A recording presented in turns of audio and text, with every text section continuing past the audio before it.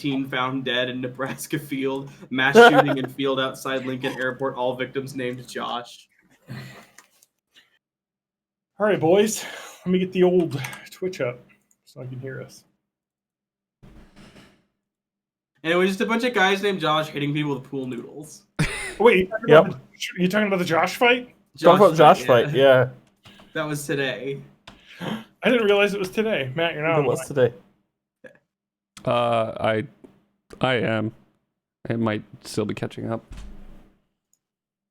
All right, so I go to HemsworthFeet.world. I think that's still works. Oh, the OG Josh Swain was there too. Was Drake there? You guys? No, he's not Josh. You guys ever heard of Drake and Josh, the television program? Who's Drake and who's Josh? I don't know. All right, let's get started getting levels. Let me just switch over to the old. Let me move the microphone a little bit closer. There's so many Josh. This is so stupid. Okay. It is stupid. I gotta mute Discord so I can get levels. Muting Discord. Love it. All right, this is John talking at his volume and normal distance from his microphone, and then Matt. Hey, this is Josh talking. How's it going? Hello, this is Josh. The Josh and Josh podcast. Hey, this is Josh. There was also a trend for 2.2 GPA on Twitter right now, and I feel fucking called out. 2.2 GPA? What? I need to see this. All right, this is John talking again, and then I want to hear Matt. Hi, my name is Josh. How's it going?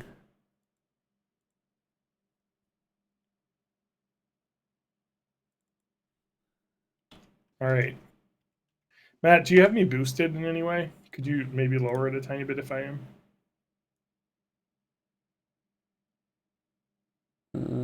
Yeah, I'll take you down from 100 to 90.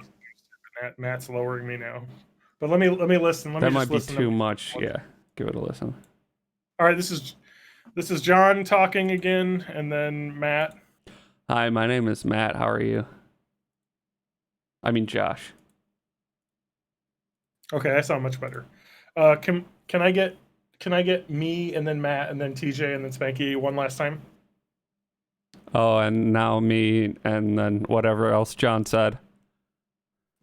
Saw 2.2 GPA trending and instantly thought of this gem from 2 years ago. What are we talking about? We're just getting more levels. Levels! Stuff. Boo, boo, ba doo, boo, boo, boo, Matt, boo. turn yourself down like 2 to 3%, and then we'll be perfect. Turn myself down Oh, to 3%. sometimes I get a good feeling. That's it. Everyone else but Matt was good at that point. Okay. Get a feeling that I never had before. Oh no, I get a good feeling. Yes. Matt, the starting soon Chiron and the Born in the 80s logo is in the middle of the Twitch screen right now. Yeah, I'm messing with it right now. Are you ready to start? This is episode 429. HemsworthFeet.world/chat. Is 428 even on YouTube for me to edit? I don't think it is.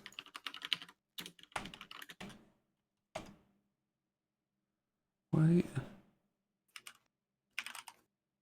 Oh my god, I'm gonna sneeze. Hey. Yeah,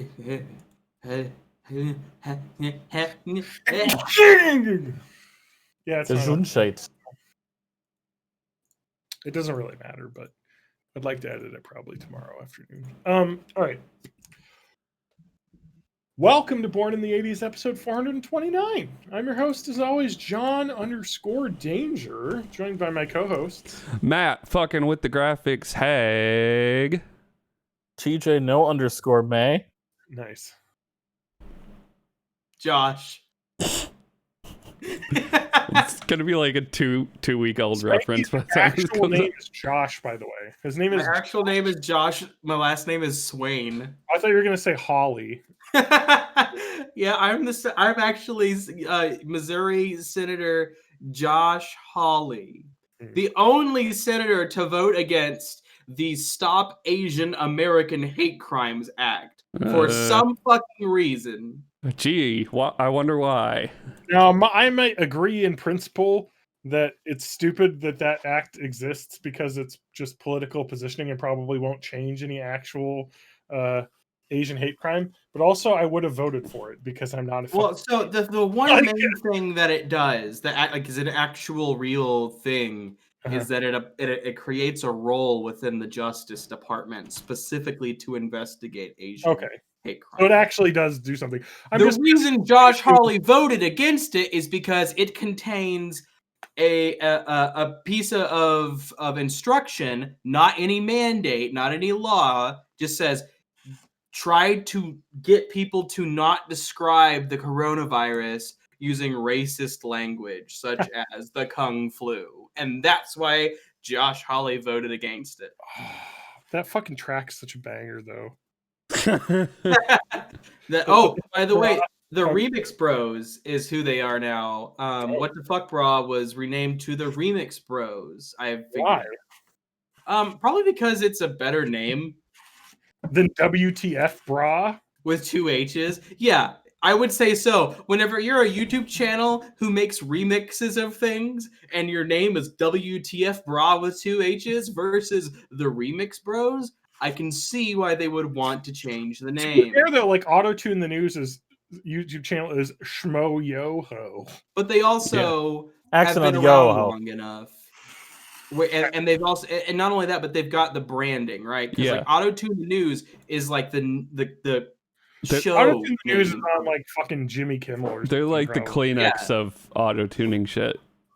Yeah, like, but not only that, but like Auto-Tune the News is the name of the titles they give their remixes, whereas WTF Bra did not call them like the WTF Bra because it doesn't make sense. That was just the channel name.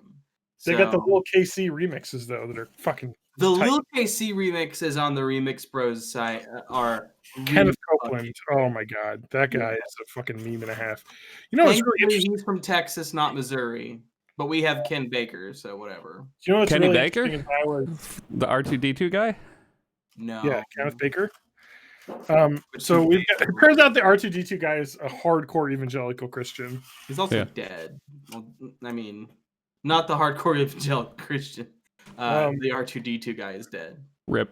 Yeah, he did die. He died of he went to hell, right? Because he's not Christian. He died doing what he loved, going straight to hell.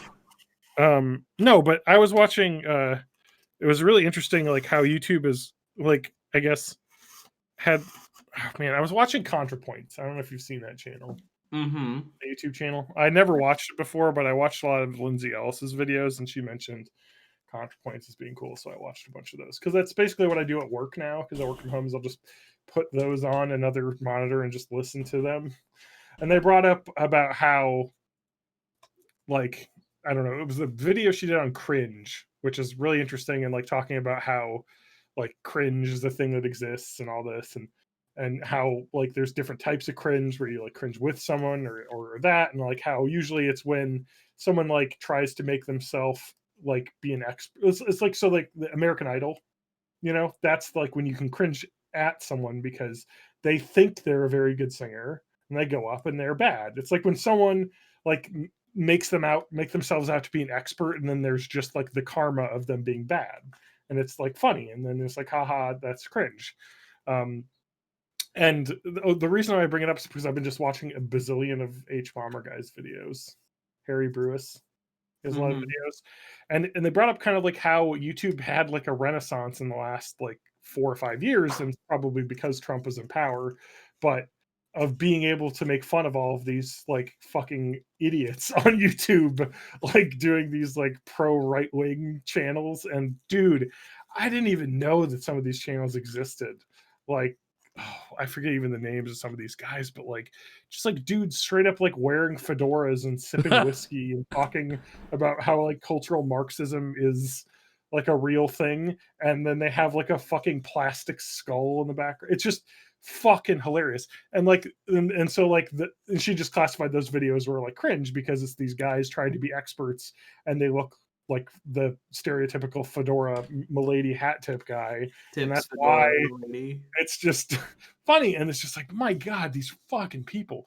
Oh man, I feel like there's someone who used to be on the podcast probably watched a lot of those, or just Yeah. anyway. Adam. So this is obviously a formerly known as real_Lance_man on Twitter joke, but I thought you were going toward Adam Ham because of the fedora comment. Oh, I thought you were going to say Adam Ham. Never worn a fedora. I know, and I was going to say because Matt Ham, or sorry, well, because Adam Ham is in that fucking neckbeard meme.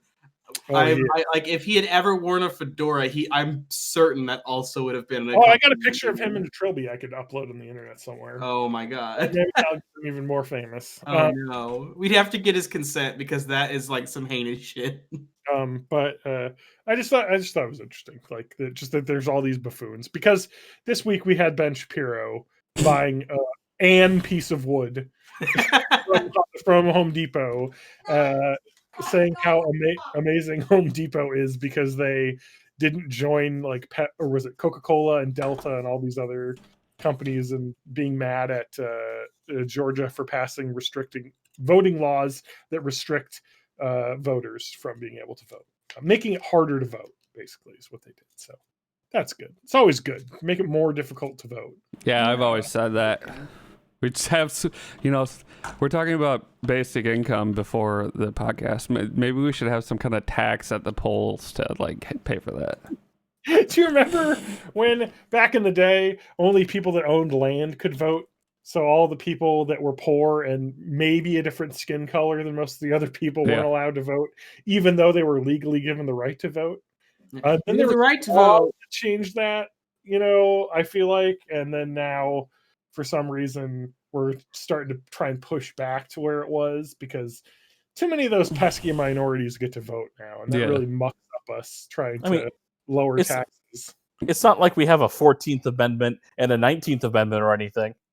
Turns out when there are enough minorities, they together become a majority, and Republicans become the minority. Yep. Which I think is what Gina Carrera was saying. Our new podcast direction, we are talking about the white replacement theory. This is our new creed. Jesus. No, but like, what's really interesting is that like and this is something I want to bring up because you'll see fucking right-wing pundits and all this stuff say shit like cultural Marxism. And that's what they're trying to say, that the leftist ideology is trying to replace our Western like family values and all sorts of things like that. For one, cultural Marxism is based on the term cultural Bolshevism, which is something the Nazi Party came up with to try and you mean the National Socialist Party? It's just really interesting because I think it was in one of H Bomber guy who's on YouTube, and you should watch his videos. They're amazing. Points out that the white supremacist like Wikipedia that exists removed the term was it cultural Marxism, also known as cultural Bolshevism. They removed the link to cultural Bolshevism because they didn't want it to be linked to the actual Nazis, like which is where it's from, because it's really just the same fucking shit, different channel. It's the right-wing people are like, we're not Nazis, although we say things that are exactly what the Nazis say, but it's named differently. So the word socialism is in National Socialistic Party. Yeah. So that means that they were left wingers, and right wingers were not the Nazis. Also, the Democrats created the KKK. So I mean, just saying. I do have to apologize. I meant 15th Amendment, not 14th. Yeah, okay. I was gonna, because I, of course, have all the amendments memorized. Of course, Matt. I get that pocket Constitution. Yeah. I definitely have the 13th Amendment memorized because I viscerally remember how depressed I was after watching that documentary. Oh, I gotta get my pocket Constitution out.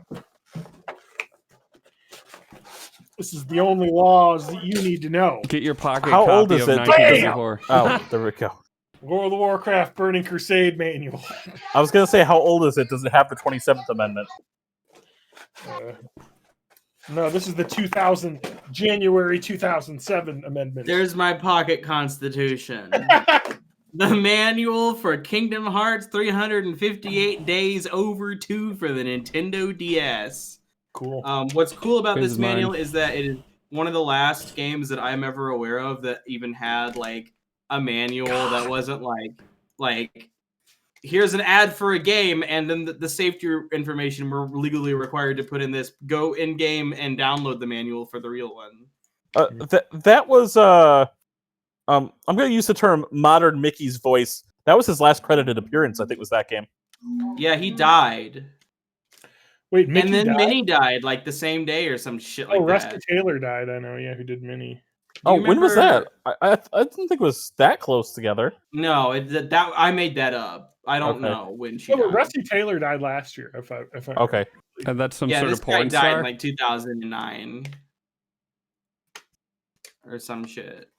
Look, there's an advertisement for some really cute plushies in this that I'm kind of sad that I don't have. Mm. They're not plushies, I've just realized. They're keychain dolls. But they were $10. Like, I'd fucking pay for that. Available October 2009. Mm-hmm. So how's everybody doing? I don't want to get into any of our topics or anything until we've had a little chat. I What have you been up to? I'm more of a fan of. I'm not like 100% the way there, but I'm like 50% of the way to just really loving Microsoft products. And like, I think Xbox is the future, and I gotta get some subscribed to life Xbox straps. Game Pass, but like one of the 14 different tiers, I got whichever one was the most expensive. Yeah. I did not. Oh, check what I game just got all of them. I wanted to have all my bases covered. Yeah, so I made 14 Microsoft accounts so I can get all 14 tiers of the different amalgamations of subscription you could do for Microsoft xCloud or whatever. Which flavor did you get? All of I them. got the German one. What's The the German? Pfizer. Oh yeah, because that was like, where was Moderna made? I don't was know. Sounds Italian. No, Moderna. there was some TikTok video about a guy who's like, now I've got them all, and the Oh, doctor's yeah, like, yeah. "Why?" He's like, I've gotten the Moderna, the Pfizer, the Johnson Johnson, the AstraZeneca, the Sinovac, and the guy's like, sir, do you need to go to a hospital? No, and then there's a whole Infinity War thing. Yes, he had every stone in the gauntlet. Of each Yeah, I figure since it's the Well, German Moderna one, is there's a Massachusetts. non-zero chance that there was that like Captain America super soldier serum in there. So like, I think I just wanted to boost my chances. I've got the Pfizer. I am 2 weeks and 5 days out since my second Pfizer, so I am as vaccinated as I can get using Pfizer. Yeah, it was like I had peak my at 2 weeks like out. 3 weeks or something, right? We were talking about like what we wanted for dinner last night. My wife was like, "We could like go to a restaurant now." Yeah, I went to a Japanese restaurant last night just because like I can go eat. well, this specific restaurant has tables that are like also walled off from each other, just like as part of its decor. So like that was like I was with my friends. I was like, the first place we got to go is got to be that place because even if we're vaccinated, like that's still the most safe, just because it naturally, even before the pandemic, had those walls between every table. So we did, and I had some eel rolls and some teriyaki shrimp, and it was mwah. Because I've had sushi delivered, and listen, it was okay. But there is like sushi is best when it has just been made and brought to your table, and especially eel, because eel has a pretty short, to me, lifespan for how good the rolls are from the inception of the eel roll being made. Yeah, the half-life on sushi is like half an hour. Yeah, you got to eat that like immediately. So even the like trip from the delivery, because it's going to sit in a car that's probably warm, or it's going to be next to a hot item in there, so it's going to get like, because it's got to be like the fish got to be right out of the fridge, like, oh man, I love sushi. So anyway, that was my thing. I want to go on a Did you go brewery out anywhere tour. last night, John? What? Did you go anywhere last night? No, we didn't. We ordered in because I was like, "Fuck that! We have way too many dishes to do, and I'm tired." So I didn't want to add. Fair enough. I was like, "It's a Friday." I paid $100. I told this story before, but I joined that breweries like club, Oh, and yeah, I've been yeah. a growler. But I was like, well, everyone I'm with and me, we're all fully vaccinated, and there's a lot of space between the tables. Let's go and fucking have beers. So Yeah. we went to beers and then walked to the Japanese place, and it was a surreal experience because that was the first time since April, or no, excuse me, probably February for me, just because of how antisocial I am, of 2020, that I've just like gone to a place and not been terrified, because like I made like a couple trips with my fucking anti-vax dad or whatever to like some place. No, when I was vaccinated and he wasn't, I was like still like not into that. But yeah, this was the first time. I'm like, I feel for the first time in over 14 months, like this is a thing that I can do again and not have any anxiety about dying, which is cool. When I go out again, I'm gonna like have PTSD. I'm gonna like have to sit in the corner or something. I mean, it's too open. There's too many people here. I can't handle it. I still feel weird when I'm outside and I see people without masks on, even though, or not even like outside, but then you have to like think they could be vaccinated. You know what I mean? Yeah. I feel like if you're outside, I mean, I never wore a mask outside when I was outside anyway, like at places, because I did when it was cold just because it kept my face warm, but they were nice. I suppose. But like, there's like almost no. I mean, the way that you get COVID is through indoor like airspace. Is it? If you're outside and you're not, because you don't like get within 6 feet of people outside anyway. I guess if I was packed outside somewhere, I would put like a if mask I'm out walking and I'm gonna pass somebody on the sidewalk, I'll have a mask in my pocket that I'll put on just like to be polite. Well, that's stuff. like me. Is that, like if they are wearing a mask and walking, I'll put one on when I go by them. But if they're not, I don't care. I mean, and like it's just. It's just going to be interesting as we get like things start opening up. It's just going to feel weird, like seeing people in a restaurant eating without masks on. I'm like, yeah, but like I'm vaccinated. They like statistically, like looking at the amount of people that you got about a coin flip. That's where the country's at. It's basically a coin flip on if somebody is vaccinated. It's going to be interesting to see like if these habits stick with like a certain portion of people. Vaccinated. But like if you're in some place like Dane County in Madison that's like super liberal, it's probably closer to like 70%. Yeah, but in Missouri, where I live in a red county, it's like about 10% of people are vaccinated. Yeah. And listen, I am 100% fine with all those people getting COVID and fucking dying. What I'm not fine with is them getting COVID and then going to the hospital and then using fucking taxpayer-funded resources because they are too dipshit to go and get a vaccine or stay the fuck home. Yeah. That's what I'm not into. But if they get COVID and just stay home and pretend like it's a hoax and then die, please fucking do that all day long. It's really interesting because there's a lot of talk about like opening up like vaccine passports and things. And like I think I saw the Dodgers stadium is going to have a section that you have to be fully vaccinated to go to. I think it still will be distanced, but like the idea is that, I want to only sit next to people that I know are also fully vaccinated. And like a lot of people say, well, the vaccine passport is like scientifically, a lot of people don't like it because just because you're vaccinated doesn't mean you have 100% immunity and you can still carry the virus, even though you don't have symptoms and transmit it to people that aren't vaccinated. Yes, that's true. But also I think that if you look at it politically, you look at it socially, having a vaccine passport will probably make more people on the fence get vaccinated. Yeah, it's about incentivizing it. Well, if I'm vaccinated, then I can go here, and it's private companies can decide, like the Dodgers organization has decided they're going to do that. And I think if more companies do stuff like that, it's going to incentivize people to get vaccinated. I was thinking, how is there not a government stimulus check tied to being vaccinated? You know what I mean? Or having, if you can't like physically be vaccinated because of a doctor. There's kind of in a tiny, tiny, minuscule, almost unimportant way is. You talk about the donuts, huh? No. There's no fucking Krispy Kreme in town anymore. God damn it. What I'm talking about is that the vaccine is free, and it's not just free. Like when you get it, whether or not if you have health insurance or not, basically they have to file. Okay, we gave this dose to this person. We need the government to pay for it, and the government will pay whatever the $40 or whatever it is for that.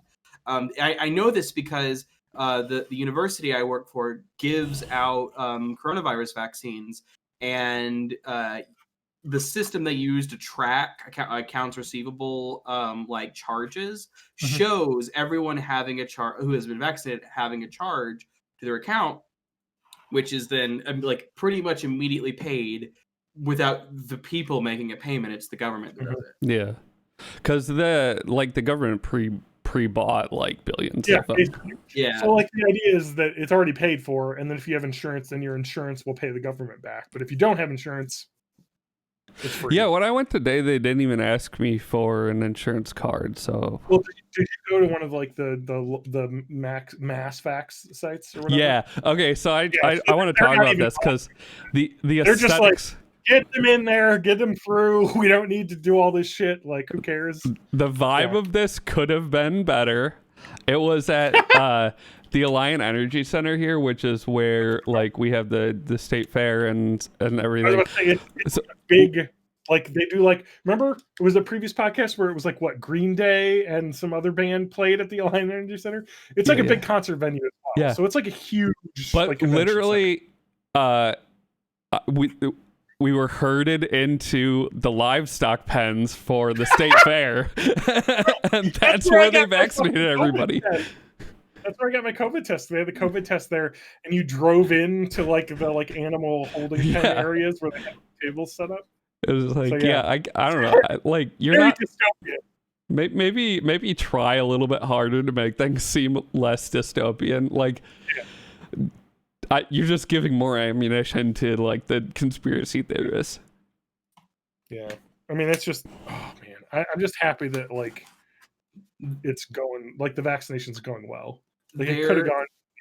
Yeah, there is in Norway a guy who was a huge like anti-vax, like coronavirus is a hoax, it doesn't exist, it's all fake.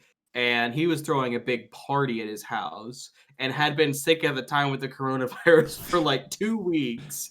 And then like a couple days after the party just fucking died because he kept saying, no, it's a hoax. Coughing up blood and shit. It's a hoax. It's not real. And then he died. And if all the people who are anti-vaxxers right now have that exact mentality, which is just to cough up blood, continue to say it's a hoax, don't put strain on the medical system, and then fucking die, I'm 100% pro anti-vaxxers existing because that's going to make it way easier to vote Josh Hawley out. But like, there's going to be a lot of cheap land in Missouri after that. Yeah. Well, I do know that one of our former co-hosts has been fully vaccinated as well. Lance. So, I don't think he's that stupid. I mean, you know what I mean, though. Like, I think he's that stupid. But I saw a really interesting article about the efficacy of, I think it was a Pfizer vaccine. So there was a nursing home in, I think, New York State, and they had a coronavirus outbreak of one of the newer variants. I don't think it was a South African one. I think it was the English variant was in that. And the reason why it happened in the nursing home was because there were a bunch of staff that decided not to get vaccinated. But luckily, almost all of the residents were vaccinated. There were 3 deaths, all of whom were not vaccinated. All of the people that were vaccinated, 0 people were hospitalized.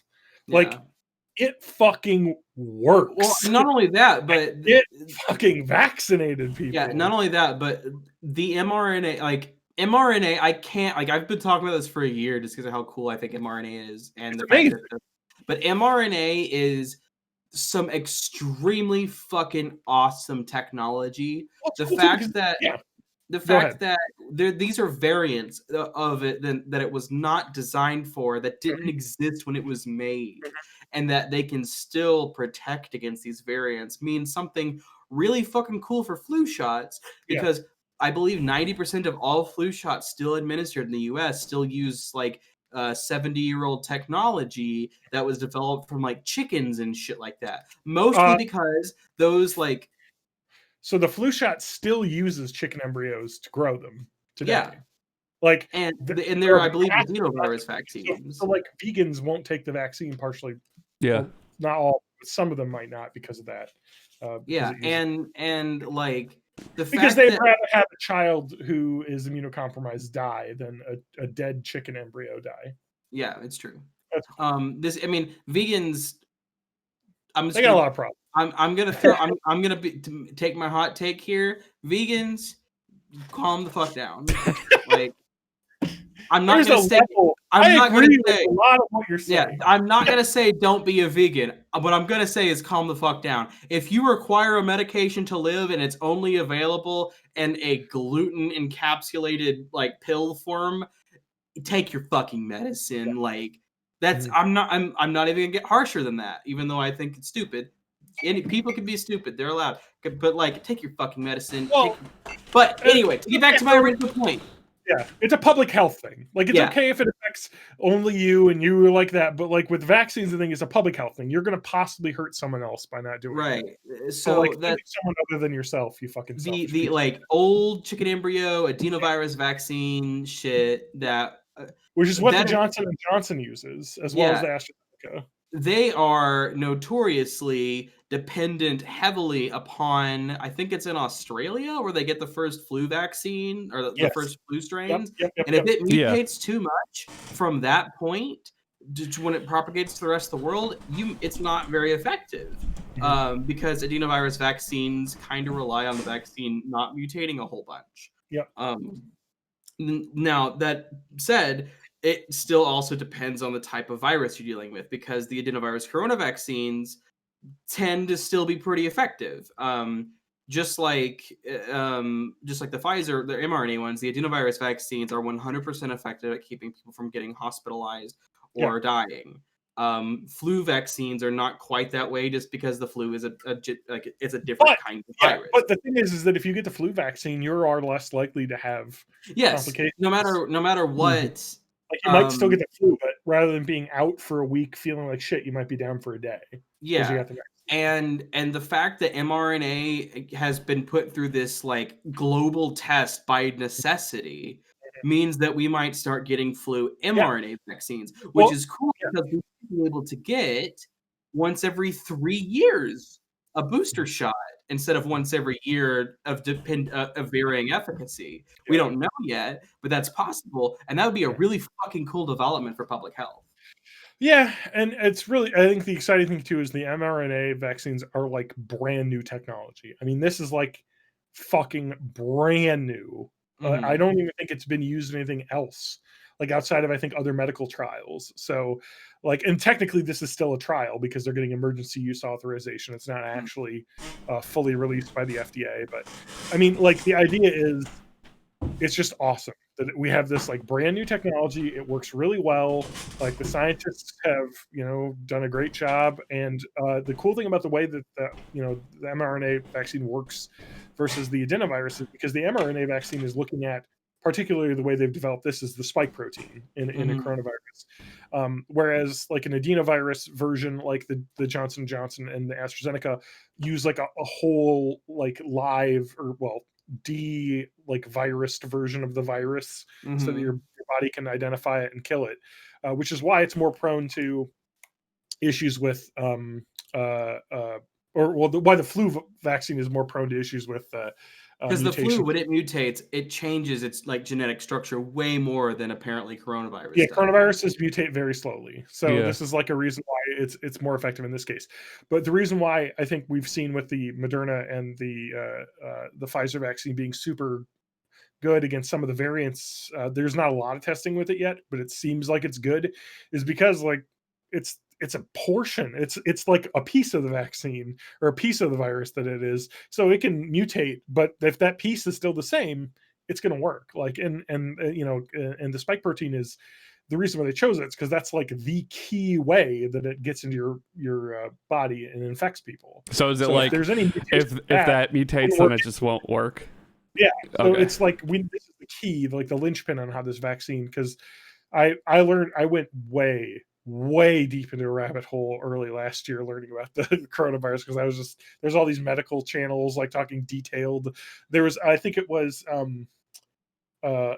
MIT has, actually, you can go on their website. They have an online lecture series that they did as a class that anyone could watch. It was really cool. So they have all these awesome things, and the idea is that the spike protein basically is just a way of getting into your I forget the dang name. It's been so long since I looked this up, but it's a way to get into your cells, and it mimics like a naturally occurring protein that normally attaches to your cells, and so that's how it gets in. So when you attack that spike protein, which is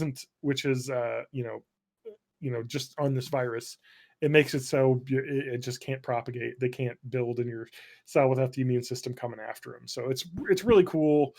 I mean, get any vaccine you can. I think the Johnson & Johnson's still paused, and it probably will become unpaused soon as well. Yeah, it's apparently recommended by the CDC as of today, April 24th, to be unpaused, and then the FDA just has to fire the button on that. But they've already been given clearance by the CDC to unpause. So it's really interesting too to like talk about that vaccine, because there are complications that have been found with that and the AstraZeneca vaccine, and to the point where there's a bunch of European countries that have stopped it. And I see this as like kind of really interesting or like discussion, because it sucks, but I understand why you would pause it, because there are better alternatives widely available, especially in the US.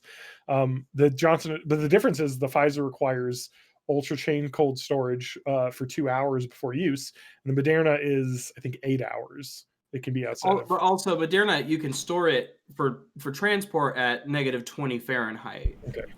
For Pfizer, you have to store it for transport at -180 Fahrenheit. Yeah, it's ridiculous. It's a lot more energy intensive to do. Yeah, so there's a reason why the other ones are great, because we're talking about not necessarily in the U.S., but like there are rural areas in the U.S., I suppose, that have less access to that. But with the highway system in the U.S., it's pretty easy to get a car ride or a bus to some place that's got the vaccine. But like when you're talking about like third world countries or underdeveloped countries, having these vaccines that can just be stored in a fridge are amazing. Like that just get like a 6-pack. They have a bigger risk, so I understand why people would be hesitant. I think that people should be allowed to choose if they want to get that one or not. But the thing is, the risk is so low with that. I mean, we were talking 1 in a million chance. I think it was 0.00003%. I might have either omitted or added a zero there. It's ridiculously low. Yeah. And people were like, you do realize that women that take the birth control is like 1 in 10,000 of having a complication similar with blood clotting. Yeah, and people take that like it is. It's like, I don't know, such a rare thing, but it's something. I mean, they should investigate. I don't think they should have paused it. No, but they should have just been like, here's the risk, make your own decision. Like, but I mean, the argument they're pausing it is because with the complication, giving heparin, which is a blood thinner, which would stop clotting, actually is bad. It makes this worse because it makes you bleed out. Because you actually the way that the vaccine is causing this odd clotting is a different mechanism than normal. So they wanted health professionals to know if someone comes in with this type of clot, is to ask if they've gotten the vaccine, and then maybe use a different type of a medical intervention. I also think that I don't think that we needed to pause for 2 weeks to learn that. I feel like the medical professionals could have had that faster. It's not like we're sending this information via the Pony Express. Like, we've got the internet. Like, people should be able to figure this shit out. And like, but anyway, it's fine.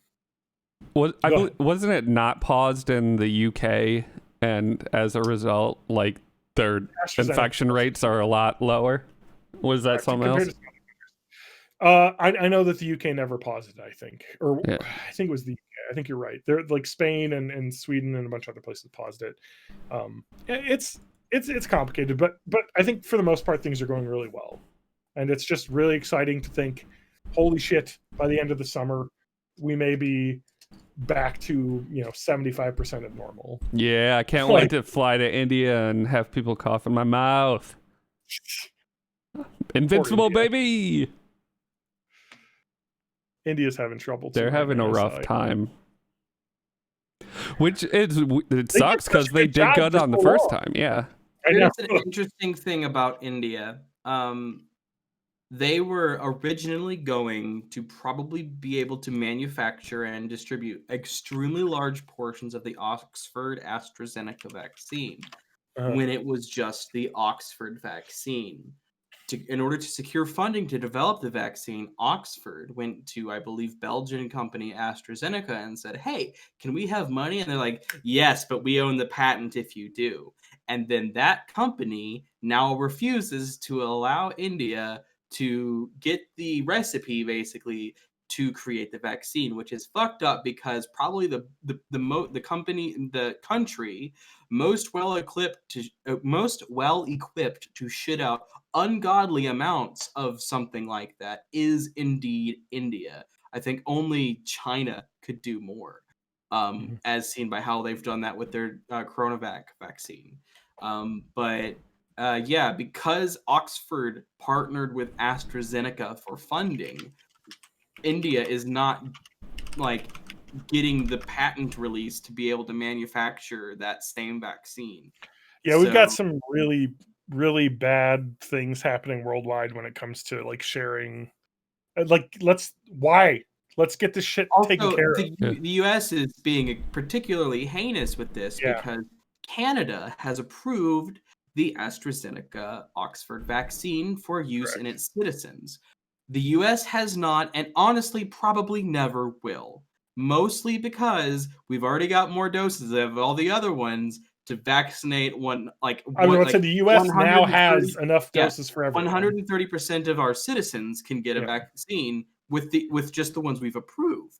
Yet the U.S. is stockpiling AstraZeneca Oxford vaccines and refusing to give them to Canada, who has fucking approved them, which is really, really fucked up. Yeah. That's weird. Well, I think it's because early on in the pandemic, they were like, let's get every single vaccine and buy a ton of them. Yeah, they were like, and now they needed toilet paper and the shelves were empty, and they were like, never again. and so they kind of did the shotgun method of just buying every single vaccine. But I think I agree. We need to release it. We're not going to use it. Give it to some country that will use it. Canada and Mexico. They've just split it right down the middle. However much we have, half of it goes to Canada, half of it goes to Mexico. Because honestly, Oxford is probably never going to seek FDA approval because there's no reason to. No, there's too much. There's too much competition now. Yeah, like there's no reason for them to do it because they've already got approval in so many other countries, and some of those countries are never going to get Johnson & Johnson approved because the exact same reason. Okay, so I do want to point out though that like let's look at India, right? India has a spike right now. Yeah. Now I don't want to sound like a truther or something.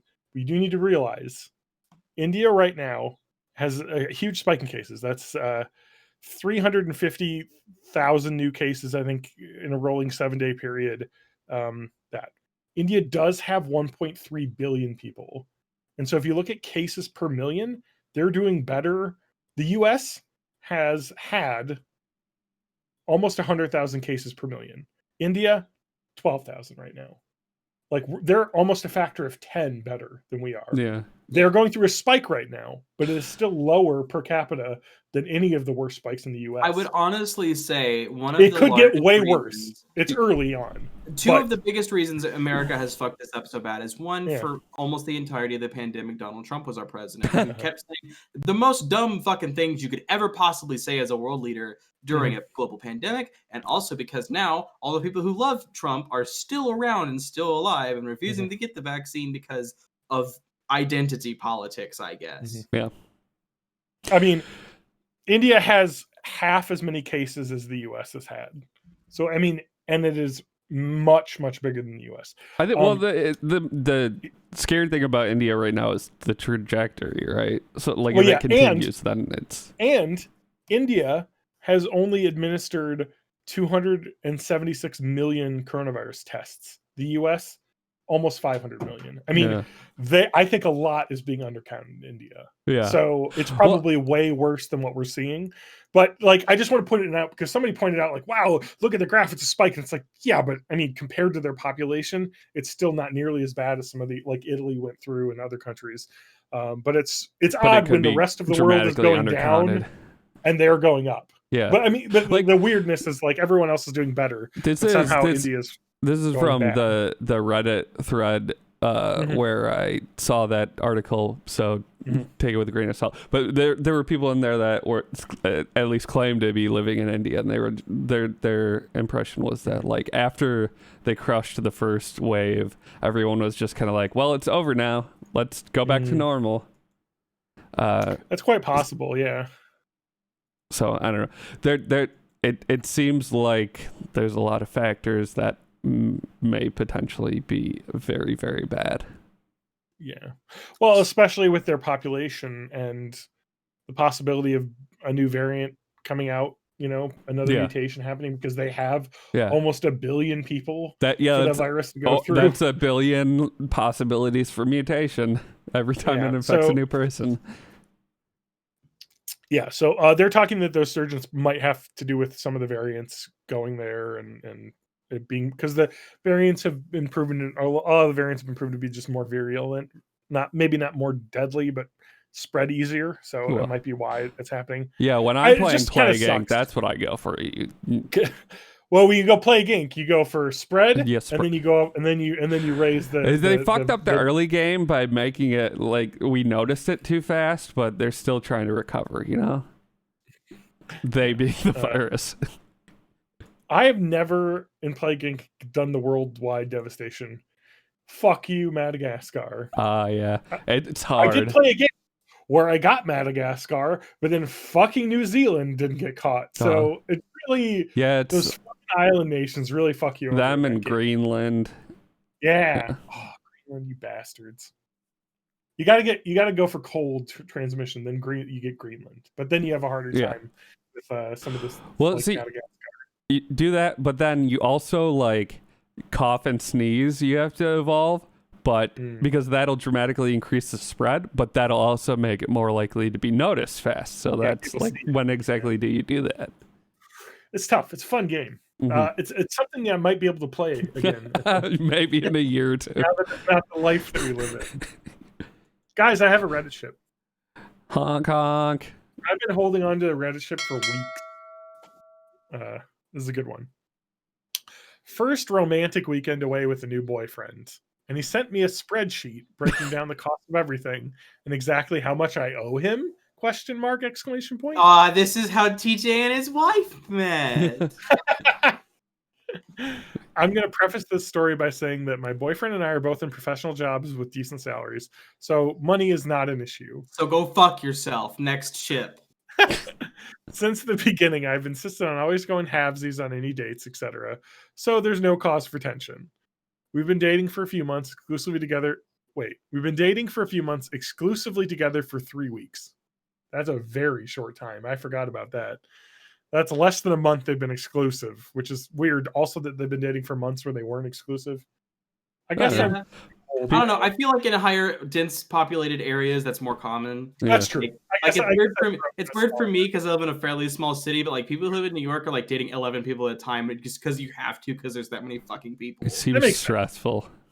It does seem stressful, but again, I've watched Seinfeld, and that's what happens. Elaine's always dating like 2 guys. Jerry's got like 4 girlfriends. And then you have hilarity because sitcom thing. And then Kramer says something racist. Restaurant. But then Kramer shouts the N-word. Yeah. Oh god. I feel so bad for him. Why? Because he really got canceled for that. And fucking PewDiePie can throw out the N-word on a stream and get more followers. I mean, he said it a lot of time. I don't know. But it's crazy. He is excommunicated brutally. Yet PewDiePie literally did the same thing and is in no way affected. No. It's different because PewDiePie was having a heated gamer moment. He was having a heated stand-up moment. The thing is it sucks too because he was being heckled. Like it's just like he was in a rough spot, and he said a really bad thing, and he definitely deserved to be punished. But like, he is gone forever. I mean, does it matter to him? He's crying in his billions of Yeah. or millions. I mean, Residuals, but he probably could have come back from it. He didn't really put the effort into it, though. well, I mean, he was back in that season of Curb, and they had a really good job of making fun of that, like, and him like kind of making at least some sort of amends with that and being like, yeah, it was, yeah. Anyway, they did a good job handling that. I just feel bad because like, it's just interesting when you think about that. Like, you know, Robert Downey Jr. was like fucking excommunicated from Hollywood because he got caught with cocaine. Which is the most stupid thing in the world, considering how everyone in Hollywood always has cocaine. I know. That's just how you exist in Hollywood. Well, it's just funny because you see, like, back in the day, you know, like, people would get really canceled because they were famous and everyone focused on it for a day. And now we've diluted the canceling so much that like there's like 4 people canceled every day that like people forget that. Well, it's like a factor of like diluting the idea of celebrity. Like we have micro celebrities now, and just as that gets more and more spread out, the benefits and consequences of everything kind of get lessened. As I said with ContraPoint, she also has a really good video on canceling people and like how it's kind of stupid, and it also dilutes the actual like canceling people for saying one bad thing versus like canceling the actual bad people. Yeah, is a bad distinction that we're not making right now, and it really muddies the waters when it shouldn't be. Like, I mean, anyway, it's very good. So it's about J.K. Rowling as well and how terrible she is. Anyway, this is not being wow. We got off on a tangent. So anyway, this couple who's not been canceled yet are going to a nearby town, 1 hour travel time, staying in Airbnb and visiting one tourist attraction. Not an extravagant trip by any means. It's your typical, we've been exclusive for a month, let's do a getaway, like a vacation away kind of trip. And then they'll probably break up because then they realize they don't like spending a full weekend together rather than just dating. Although he seems excited to go, he was a bit hesitant at first and nervously asked, what if we break up before the trip? I found this to be a huge mood killer given we were in the honeymoon phase of our relationship. But I told him the trip is only overnight and relatively inexpensive, less than $200. It wouldn't really matter if we just canceled if it came to it, or I could just take a friend or something. A few days later, I messaged him to suggest a restaurant I thought we both could visit on the trip. And he said, nice, but super expensive as well, and suggested we got takeaway instead. My door is opening and shutting because of the pressure changes. I'm doing that. It's a ghost. Do you have a thermometer? Oh shit! No, not in the room. Oh, I'll have a mouth. Is it EMF 5 or 4? What's we've been at? Oh my god! Stop! The door keeps opening and shutting. I have the window open, and there's a storm that just went through, so there's probably negative pressure right now. All right, so so there's a lot of money issues here. It seems like a few days later, I messaged him to suggest a restaurant I thought we could visit on the trip. He said, "Okay, we did that part." So I dropped the idea. It wasn't worth fighting about. He then sent me a message explains how he had broken down the cost of the weekend so he could book the Airbnb, transport tickets, and tickets to the tourist attraction. He'd attached a spreadsheet with our names on it, literally breaking down the cost of everything to the cent. The final add up of everything telling me I owed him $167.99. I'm not tight with money at all. I would happily have just given him $200 to cover my share of the weekend, or book some things each and let it all balance out without the need to quibble over minor costs like this. Wait, he's an accountant. Oh no! Oh no! Break up with this fucking guy. Spreadsheets for a living. But this has ruined the vibe of the weekend for me. I'm his new girlfriend going into a romantic weekend away, not a client sent an invoice outlining every cent. It feels so procedural. Am I right to feel this is weird, unreasonable? I would say no. So I went 2 ways on this stuff. The reason I brought this up is because this is when I kind of went on an own personal journey with my feeling about this one. First off, she says in the first thing, I've insisted on always going halves on any date.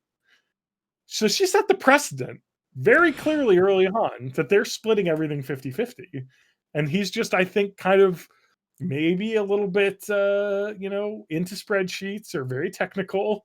Yeah. And going with it. You know what I mean? Like she's focusing on depending on how like the rest, like how it's presented, this is either like quirky and cute or like super annoying. So there's not really enough information. I was about to say, that's the thing with this. Is like I don't really think it's a red flag, but if you think it's a red flag, then maybe your relationship is doomed. You know what I mean? Like it's just weird. Like if you don't want to deal with it, it's definitely a sign of maybe incompatible personalities. Yeah. And he also said, "What if we break up?" You know, and I was like, I think he's just. She says, "What if the breakup comment came from a more anxious mindset? I think he's a bit insecure and constantly seems to be on edge. That I may dump him." This is there. So this is something that happened. Like, so I obviously don't date people. What? And, oh my god. I had a roommate who like would like have problems with his girlfriend, also my roommate. Which was annoying. That sounds comfortable.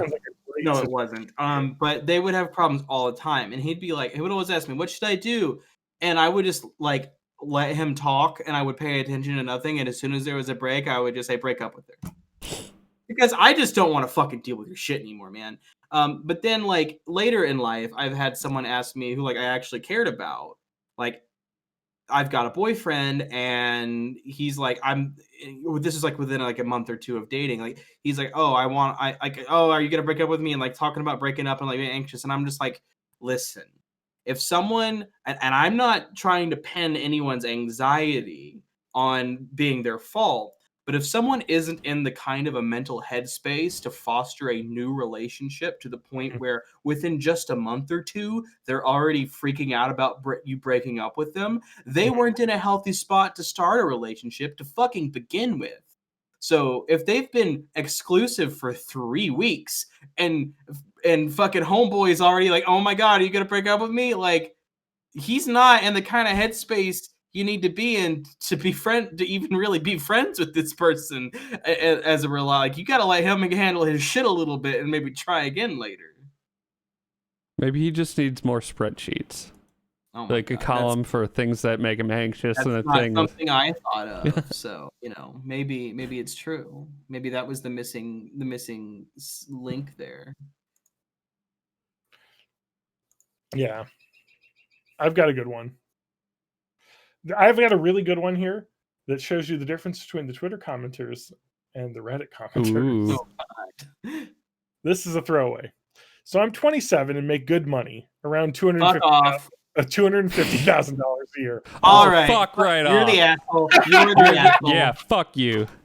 I was about to say. You don't need our fucking advice. You're doing fine. I'm pretty happy with her aside from one thing. She has 2 dogs, a pit bull and a lab. Fucking throw this man out with the trash.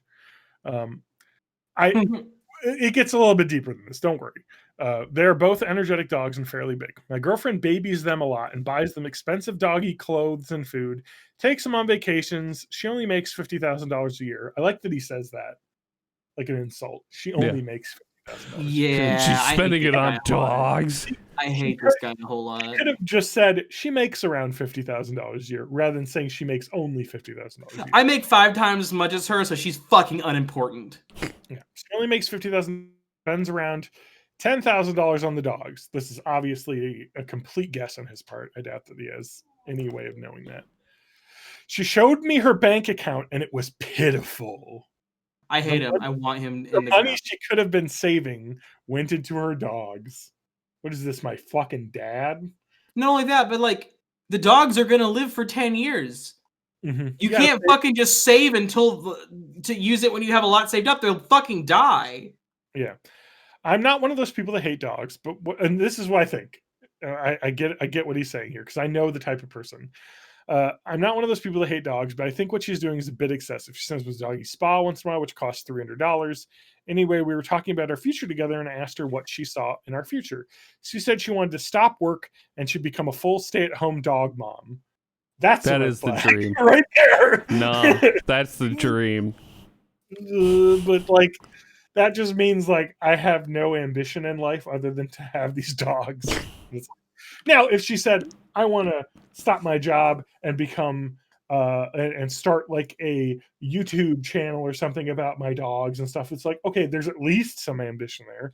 But anyway, I was pretty pissed because I realized she would be sitting at home while I was working and making money for her dogs, which is immediately the wrong way to think about this. But this relationship is doomed already. You do realize that if you're making $250,000 and you're 27 and you're dating someone, she just assumes she's going to be a trophy wife. Like, it's just happening at this point. She's just being honest. You know what I mean? Like, you're a dick, obviously, and she's doing whatever she can to put up with you. She deserves to stay at home with her dogs all day. Anyway, so she can help support. She told me it's not an issue as I'll be making enough money and that her dogs get older, they will require and as her dogs get older, they would require a more lavish life. I think we have completely different goals in life, and I don't want to be helping her dogs even more. They're already living like kings, so I'm thinking of breaking up. I think it's good. I think that she just got fed up enough with them. Is like, you know what? I put up with your bullshit. I just want to stay home with my dogs. I'm throwing it out, and if you could live with that, then I can live with that. I love it. But the difference is, Twitter is very much. What side do you think Twitter's on? Sorry, I've just been Google translating. Yeah, I've been trying to figure out that too. There's people talking in our chat. We've got some people in here writing in. Are they saying anything bad?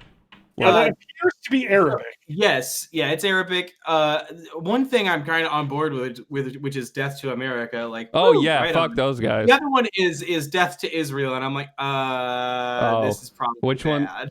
Which one said that? I'll time them out or something. Probably both of them. Okay. I would just use them both. How do I mean, Death to America, yeah, sure. I mean, if you had stopped at Death to America, I think I'd been okay. But I mean, Israel kind of sucks too. But I feel like but I feel like it's probably like a religious persecution thing. Maybe that shitty. I more disagree with their politics and their political choices, and not with their religious choices. But anyway, which side is Twitter on in this? What side do you think Twitter's on? So I can tell you, I think Reddit. Whoa, $27 and $250,000 next Elon to the moon, baby. Fuck this bitch. That sounds like Reddit to me. I'm not sure exactly about Twitter. the way Reddit is going. Okay, Maggie, you think that Twitter is Twitter relationships? At least people that follow that are extremely leftist. Okay, so I'm thinking of Reddit then. You're thinking of Reddit? Yes. They're on the side of the dog. Yeah. Forget the relationship. That's even more true. Yes. They're just mad that he didn't include dog pics. I just like that a lot of people are pointing out him saying she only makes $50,000 a year is really fucking triggering because a lot of people would love to make $50,000 a year. But I also do agree that there are people that way too much baby their animals like that. It's like, dude. Yeah, but dog. Also like it's their money. Fuck you. Like they can do what they want. Agree.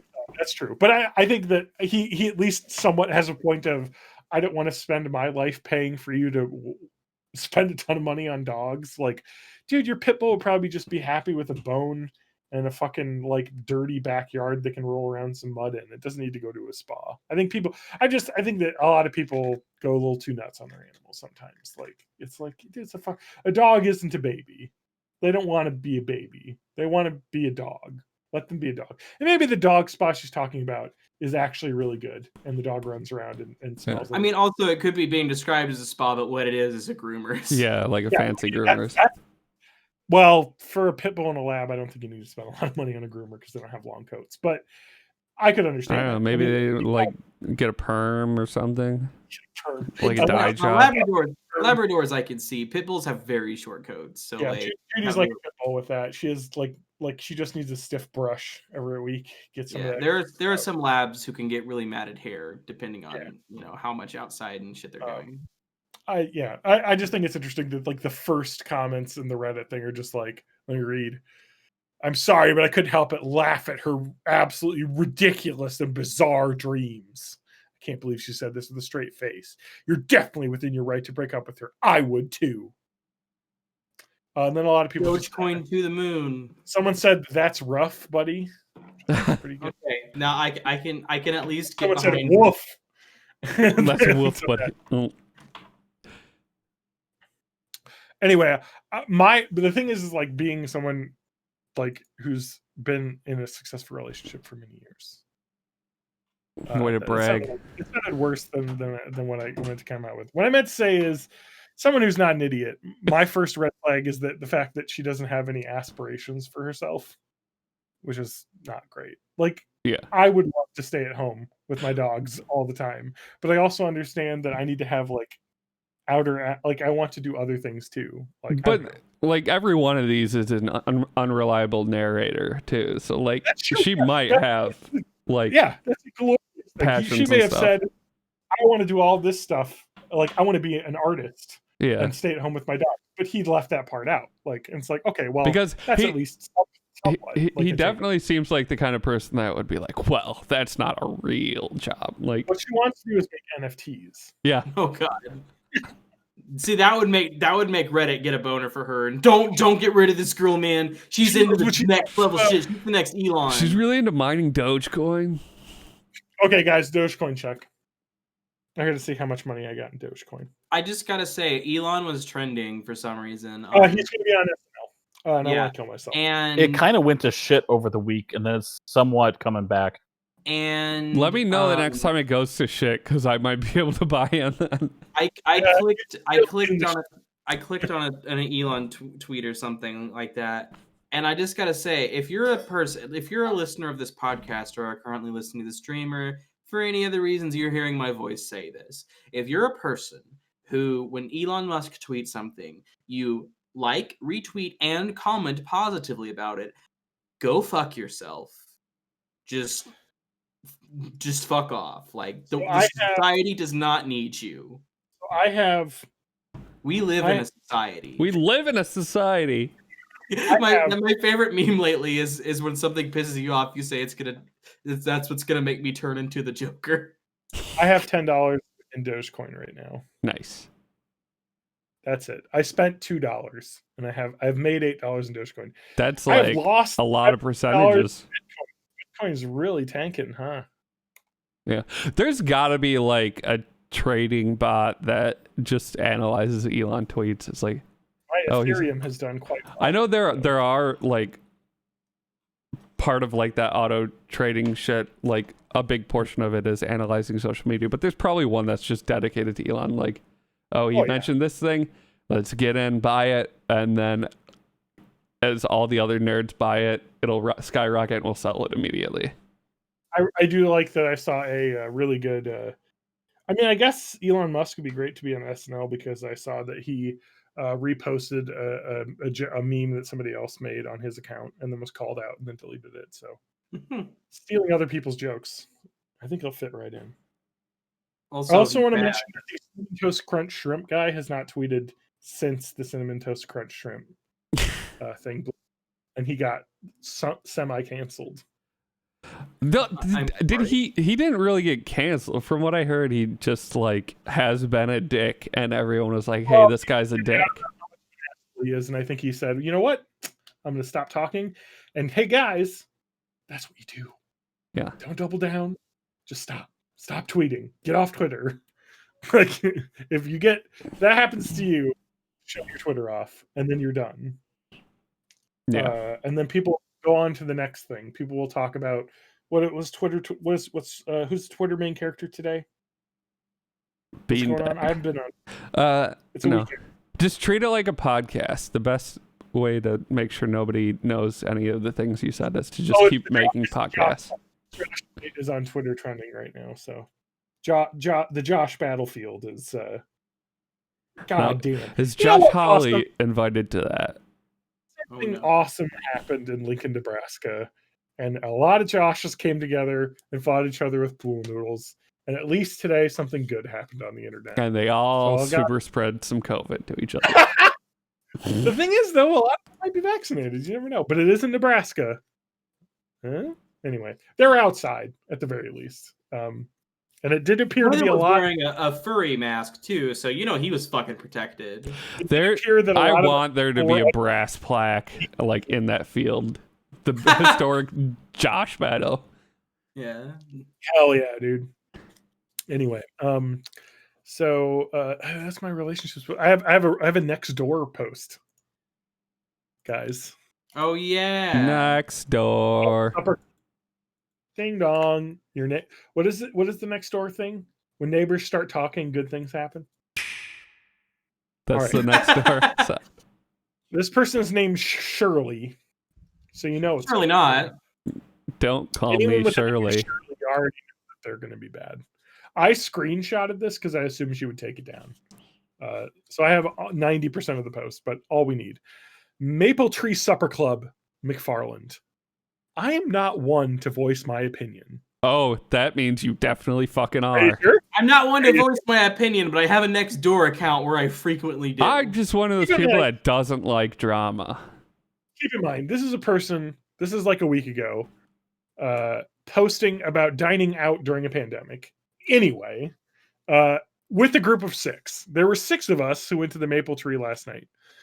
It was a first for one couple who were celebrating the anniversary of sorts. The other 4 of us have been there many, many times before.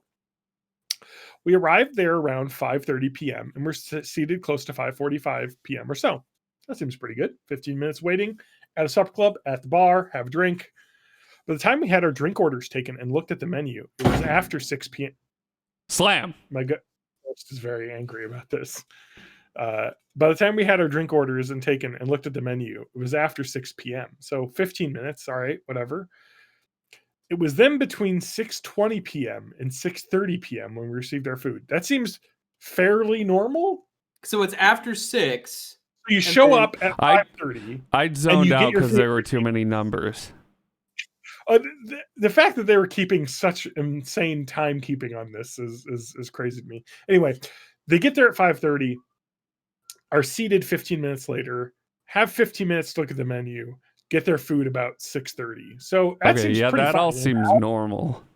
Maybe a little slow, like usually like arrive at restaurants. But also, it is a party of 6. Like if it's a party of 2, like, that's not that is a little long, not crazy. But a party of 6, like a half hour after ordering time, you got food. That's good.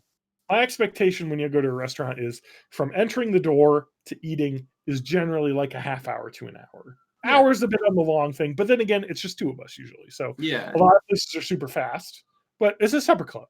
You know, it might not be fast, and you're dining in a group because people don't realize when you're in a big group, they have to get all of the cooking done in order to have everything done at the same time. Yeah. Right. Yeah.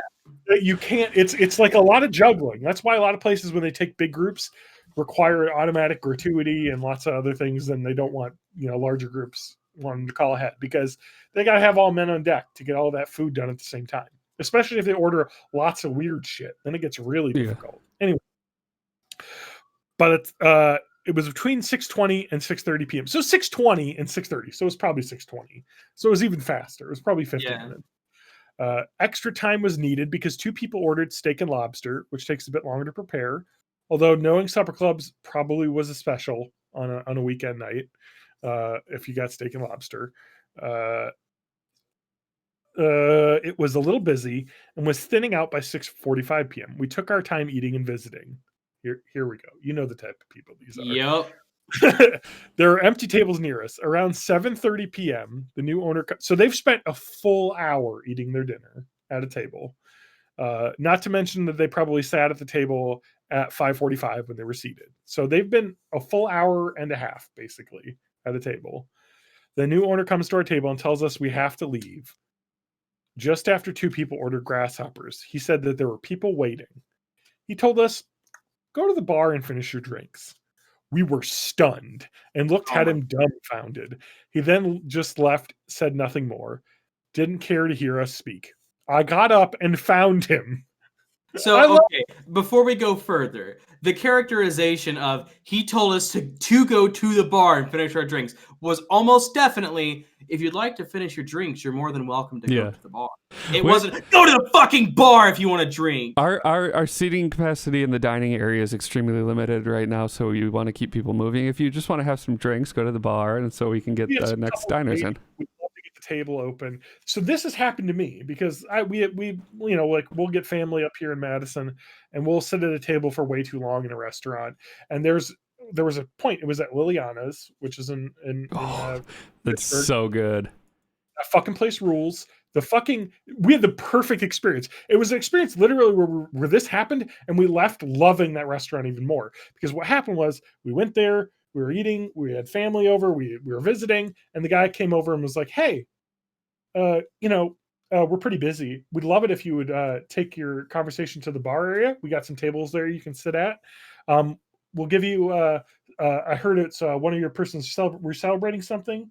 It's like, oh yeah, it's a birthday. Oh well, we'll get you a round of champagne or sparkling wine on the house. If you go sit at the bar." And we were like, "Oh great." And he's like, "Oh yeah, I'm the chef and owner." It was the owner of the restaurant. Who's a really cool guy, and he talked there and we chatted with us. He shared wine with us, and we sat at the thing, and they got the table. It was like, this is great. That was a really great thing. I'm assuming this guy was probably doing about 50% of that. He was probably being really nice. Because he may not have offered free shit. Yeah, but I haven't heard the rest of the post. But at the same time, I mean, it's been an hour. Yeah. Well, exactly. I think the thing that would have been probably completely changed this post, but he didn't need to do, was maybe say, "Oh, you just ordered 2 grasshoppers. If you take them in the bar, we'll make them on the house." And I'd be like, "Oh, okay, thank you. Yeah, let's get moving." But I fucking hate restaurants or people that are like this, that are super entitled, that sit at a table for fucking ever. And I only worked in the restaurant industry, just at a McDonald's, but I knew these people. Old people. I used to work at Starbucks. People lived there. Yeah. And it's like, dude, get the fuck out of here. Yeah, exactly. There are people, you're not buying anything anymore. Please leave. Literally, you're just getting free refills on your black coffee. Come on. Yeah. Get the fuck out of here. Anyway, he told us to go to the bar and finish a drink. We were stunned. I looked at him. He then just left. Didn't care to hear us speak. I got up and found him and told them that we all totaled close and maybe over $300, and we deserved the right to sit there and finish our drinks. I also told him that people coming in were probably not going to spend as much as we did. Hey, guess what? You already fucking spent it. Yeah. These people are going to buy more shit, and by them waiting, they might say, "You know what? We're going to go to another restaurant." People like this bother me. I mean, it's just such an entitled person. Yeah, well, just the idea of that. I have money to throw around, so I'm more important than. Fuck you. And also you have to think about it this way: we're in a fucking pandemic. They probably have very limited seating right now because the guidelines in the state are that they have to have 50% capacity. I believe that's what it is right now. And so they probably have a lot. She's like, there were empty tables all around us.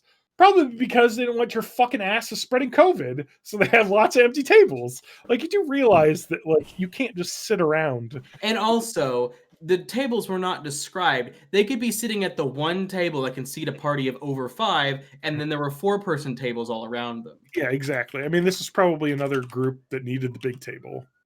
Wow, there's fucking something going on outside. I'm hearing a lot of sirens. The police are here. They've heard my take. Oh no. Anyway, it will be a very long time before we go back there again, which is great. What a great excuse. Great. When Gary owned it, we were never. So they're going to complain "Oh, there's a new owner." But so Nextdoor, I like Nextdoor because sometimes people get real on there, and a lot of the comments were like, "Well, I bet they're going to be happy that there won't be a giant group taking up all of their table space." Yeah. Sure. I'm just looking to see if this got deleted because that happens. You have to. By the way, if you look for Nextdoor content, you have to screenshot it because a lot of times people just delete it because they realize they're getting dunked on. Here we go. Maple Tree Supper Club. Let's see if they clapped back in the comments or something. Oh no, they left it open. It has 222 comments. It was very popular. The worst part about Nextdoor is that when you look at something like this and comment on it, you get 8 million notifications because they don't mute comments by default. So, well, if this is true, it wasn't a very good way to treat a customer. She replies, "It is true." I'm wondering if the empty tables were there because of restriction based on capacity, but I think all restaurants are struggling right now due to the restrictions, but I agree, seems a little rude. Appeared to be no restrictions. All tables were full when we arrived. She's lying. No way. The Dane County has got this shit locked down. A lot of people are like, "I'd like to hear the whole story. I wish we could talk to the owners to see what really happened." Shirley says, "Go there and ask. Our server's name is Sarah. Would you like phone numbers of the other two couples? Want banking info also to verify we spent $125?" Yeah. Yes. So Yeah, give me your banking info, please. I want to verify it. this Just person for- isn't making their Oh, case God. any better. So many of these. Okay. Even though that she did say in her post that there were empty tables all around her, she said that tables were full. That's so she's lying. This guy says, or this lady says, just because you spent money does not give you the right to occupy a table all night, not for any amount. That has a ton of likes. The I'm table's beginning true. to doubt whether these people even went to a restaurant. I think this and then a lot whole of people thing's fake. We have been Danielle and Shirley are getting into a bit of a scrap here. It seems. We absolutely love it. We've been there many years. We were on Thursday night. Wonderful food service. We're super glad the salad bar is back. We didn't camp the table, ate our meal, including our drinks, and left. There are people waiting at the bar for tables. It's called being courteous, not thinking you're entitled because you spent money like everyone else. Shirley says, "Good for you. You must be a saint. The owner could have been courtesy. Keep going. It is your." And that's it. So, well, Shirley is not great at typing. It doesn't seem like. I have a feeling that she's a bit older. Yeah. Because her name is Shirley. Yeah. Anyway, I just think it's man, she really just was going to reply all on everybody here. She like fought against unionization and Anyway, I just wanted to bring that up because I fucking know exactly who this woman is, and her name is Shirley, but she certainly probably should have her name start with a K, if you know what I'm saying. I don't want to use Kareem. I don't want to use the slur. The K word. I can't say carrot. I can't say it with a hard N. You can say Kara. Yeah, she's a real Kara. Oh my god. Spanky, I've broken you. All right. I just wanted to. My only comment was like, you can't have a soft N. It's just you can have a silent one, but No, there's only one sound that letter makes. I gotta say it with a hard R or the hard N. I don't want to get canceled. No, but you can't have a soft N. There's no such thing. You can have a soft N. Like no, you could have a lot of soft stuff. Pretty much anything could be soft. Oh my god, diamonds. Yeah, soft diamonds. It's called coal.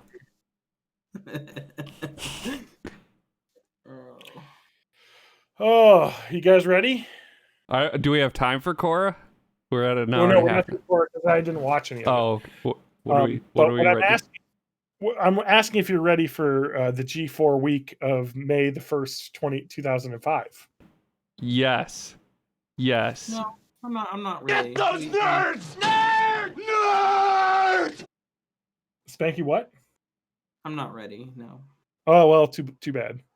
I'm like the GOP. I don't care what your consent is. I'm going ahead anyway. All right. You're gonna fly me to the Bahamas so that lobbyists can sway your opinion on medical marijuana. No, things are going to go really bad here, and I'm going to fly off to Texas and then blame my children, or fly off to Mexico and then blame my children Yeah. during a pandemic. All right, so we've got the Attack of the Show, Monday, May 2nd, 2005. Wait, did we do this already? I have no idea. Let's see here. They talked to, LucasArts producer. Remember LucasArts? I do. Remember? Justin Lambros gives us a preview of Star Wars Episode 3, Revenge of the Sith. Oh, video. yeah. That exists, I guess. I don't remember that game. I don't either. Revenge of the Sith, the video game. I remember. I mean, I know they had movie tie-in games. I played the Phantom Menace tie-in game. I did play the Phantom Menace tie-in. It was Which one terrible. did you play? PlayStation 1, So you Phantom played- Menace game. So there were 2 games that came out for that first movie. Well, Episode 1 Racer for the 64 was fucking awesome. Yeah, the pod racer thing. Yeah. Yeah. What is the PlayStation 1? The one where you played as a Jedi and you had all those sweet lightsaber tricks and stuff. So I there played were that. there were 2 Star Wars Episode 1 games that came out. There was Star Wars Episode 1, like the game that followed the story, and then there was Star Wars Episode 1 Jedi Power Battles, which is the game that I played. That one is actually okay. Like That that fucking one, game rocks. It's a yeah, Jedi like beat 'em up. The yeah. only thing that sucks about it, and I would definitely give it a low score, which is what it got in the day, is that it was kind of fun to play, but it was like a fucking arcade game. Like you It had was also lives. unbalanced as fuck. Yeah, Like, and it was really cheaty. yeah, But you got to do the awesome fucking jumping around like fucking yeah. lightsabering that when this game came out, the 15-year-old me was fucking loving. Yeah, Yeah. the episode 1 racer game also was really good, but the one I'm talking about is, of course, the Phantom Menace for PlayStation 1, which was terrible. So Star Wars Episode 3 Revenge of the Sith video game was 2005. And yeah, it was wow, I kind of want to play this now just because like I don't think anyone's played this game in a long time. Yeah, I think Power It's- Battles is the one that I played too. I have a lot of memories of Yeah, There were swinging lightsabers. when I first started at GameStop during the phase out of PS2 while that was still there, it was it was hundreds of copies of that sitting in the bargain bin. So they made a lot of them. I don't know if a lot of them sold. Yeah. Okay, we show you how to stream HD programming wirelessly to your TV with the Buffalo Link Theater. The fuck is that? Some old ass fucking like Roku It's like, stuff. yeah. Like, It's remember Google back Chrome's great grandpa. yeah, like I remember back in the day, like wanting to get set up like a stream box, and I remember I used to watch shit off of my computer on my Xbox 360, which had built-in like Windows like connection. Oh my god, this is bringing back a lot of memories. So before like Plex existed and Roku, like I used the Xbox because the Xbox could connect to your Windows computer, and if you had folders shared, the Xbox could view them, and it had the ability to play like AVIs that were like the regular like FFmpeg codec or whatever, but I don't think it could play MKVs. So it was kind of annoying to try and get things that would work on the Xbox. But yeah, I remember watching shit. Oh, it was nice being able to use your 360 and connect to your PC as a media server. I know a lot of people had old Xboxes with Xbox Media Server like installed on them, which was like a complete like software redo of the entire. Like it was like a jailbroken Xbox. Mhm. And I remember my friend Ashley in college had one, and it had N64 games. It had like everything on it, and you could just watch anything off of your. So what I've done a little bit of research here on the Buffalo Link Theater, and from what I can tell, there were a few different models of it over the years. The one from 2005. This is from an article on a website called The Register. No idea what that is. Was it 720p? From what I can tell, I'm looking for specs here. I'm going to assume it's 720p because this article mentions one thing that annoyed me is that if you've got the player set up to output widescreen DVD and you insert a 4:3 disc, instead of zooming the picture, it'll play in 4:3 with bars down the side. Okay, I accept that it's not really doing anything wrong, but that's not how I like to view 4:3 content on a widescreen TV. So the author of this article views 4:3 content fucking stretched on a widescreen TV, which is wrong. That I hate watching 4:3 shit that just gets stretched to fill the screen. But to give some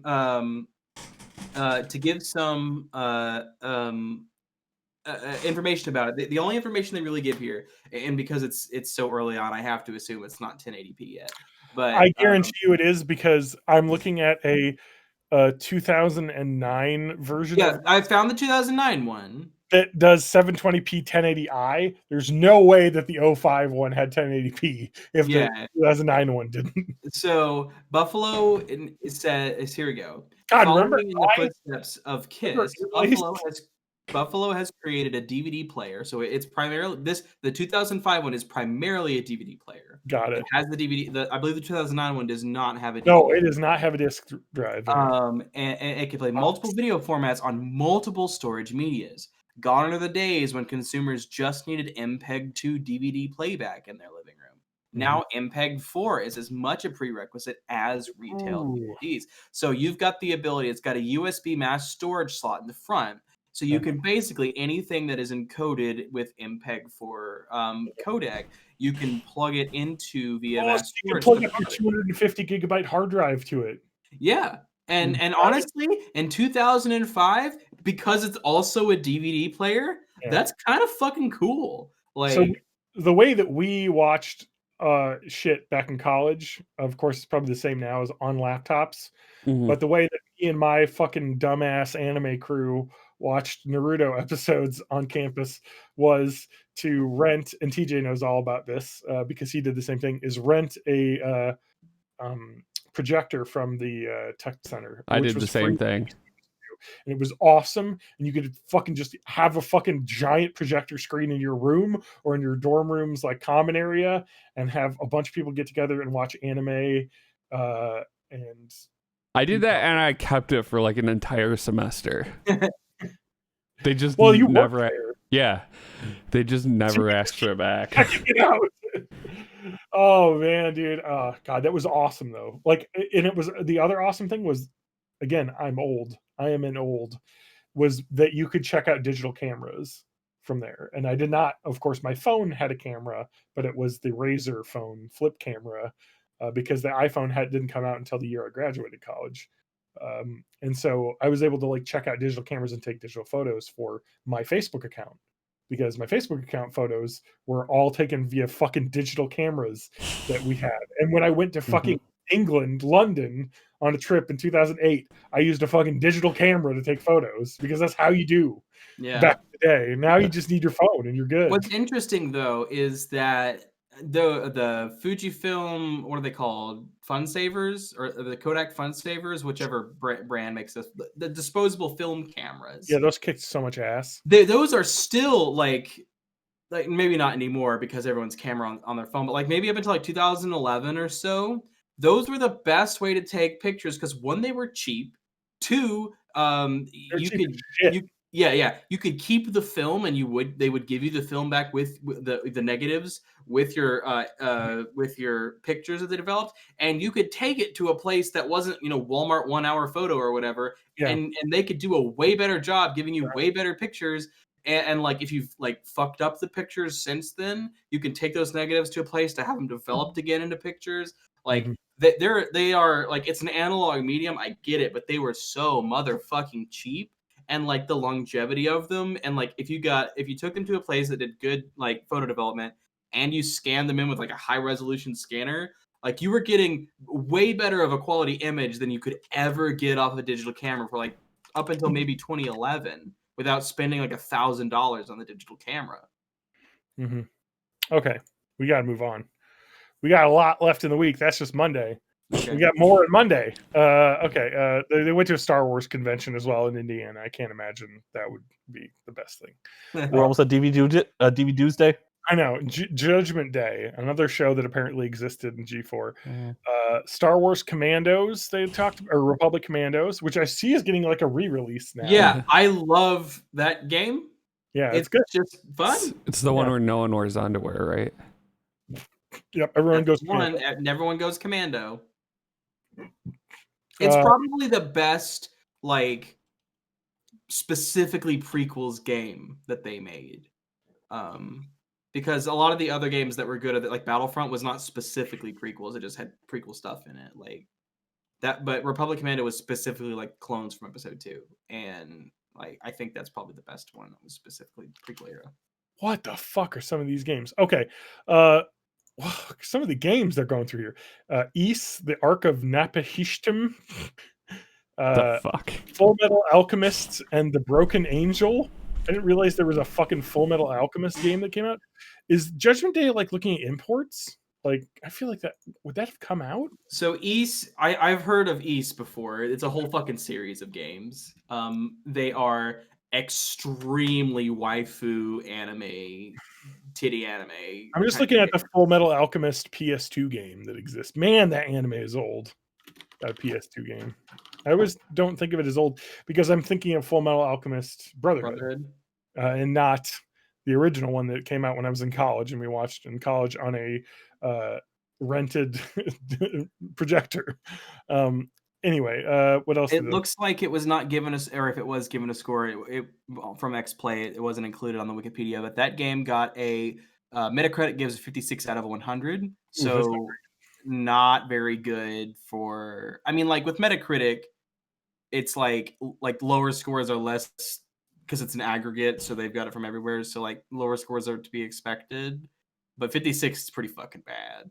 Take a look at a DS Kit Pro from Mad Cats. Remember when your handhelds needed weird? Actually, my handheld now needs a weird fucking add-on. I know, like that's not different.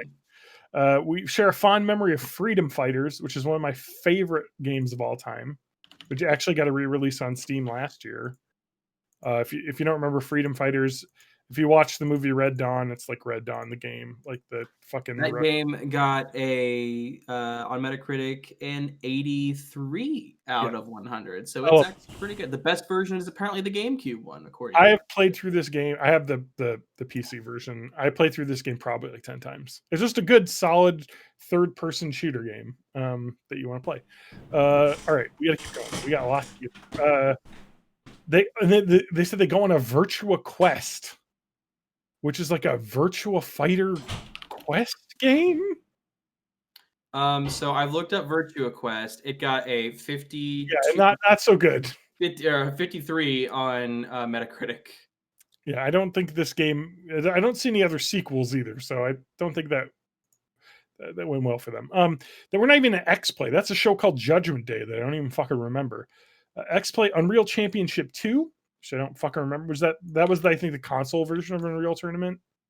Unreal Championship 2, the Leandri conflict, was an Xbox original game. Oh.